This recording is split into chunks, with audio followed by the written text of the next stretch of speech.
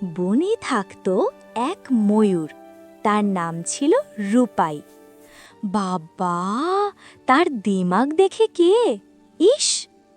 রূপাই সারা দিন তার পেখম মেলে ঘুরে বেড়াতো আর ভাবত, আমার মতো সুন্দর এই বনে আর কেউ নেই। আর ওই একই গাছে থাকত আমাদের ছোট্ট বন্ধু টুনি।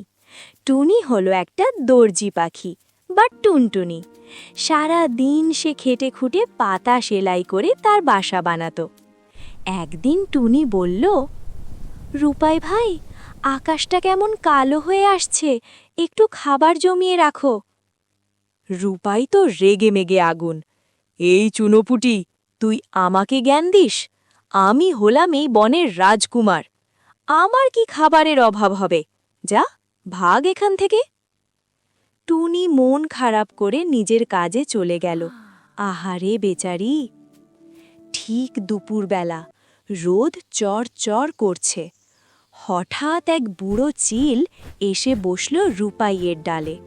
চিলের ডানায় খুব ব্যথা, উড়তেই পারছিল না।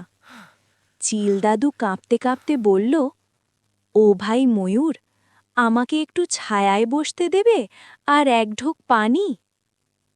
রূপাই চেঁচিয়ে বলল, এই নোংরা বুড়ো, আমার সুন্দর ডালে বসবি? তোর গায়ের গন্ধে আমার পেখম নষ্ট হয়ে যাবে, ভাগ, এক্ষুনি ভাগ। ধপ্পাস! চিল দাদু খুব কষ্ট পেল। সে নিচে টুনির ছোট বাসার সামনে গিয়ে পড়ল। টুনি তো দেখেই ছুটে এলো। সে বলল, ও দাদু, তুমি এখানে বসো, আমি এক্ষুনি বৃষ্টির জমানো পানি এনে দিচ্ছি।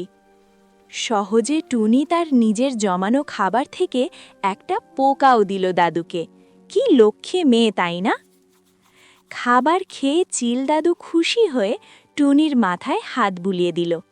যাওয়ার সময় দাদু টুনির হাতে একটা ছোট্ট শুকনো বীজ দিয়ে বলল, ওটা তোর বাসার নিচে পুঁতে রাখিস দিদি ভাই, তোর ভালো হবে।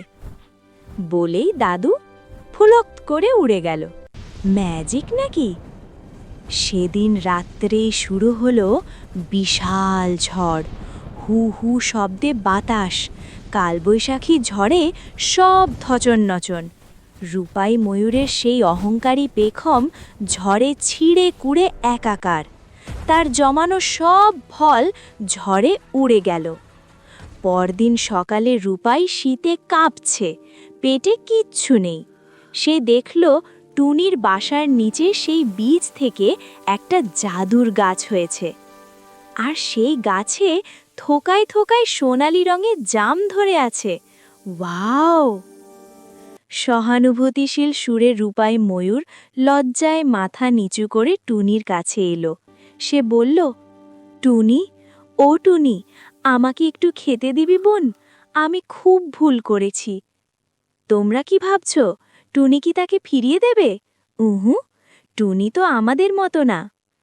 আনন্দে বলল টুনি, এসো ভাই, এসো, খাবার সবার জন্য, অহংকার করে কি পেট ভরে? সেদিন রূপাই পেট ভরে খেল আর বুঝল, গায়ের রং দিয়ে নয়, সুন্দর মন দিয়েই সেরা হওয়া যায়। সেদিন থেকে রূপাই আর টুনি বেস্ট ফ্রেন্ড হয়ে গেল। হাততালি! তো বন্ধুরা, আজকের গল্প থেকে আমরা কি শিখলাম? ভাব ধরলে বা অহংকার করলে কিন্তু পচতাতে হয়। সবার সাথে মিলেমিশে থাকার মজাই আলাদা। তাহলে আজ এই পর্যন্তই। টাটা!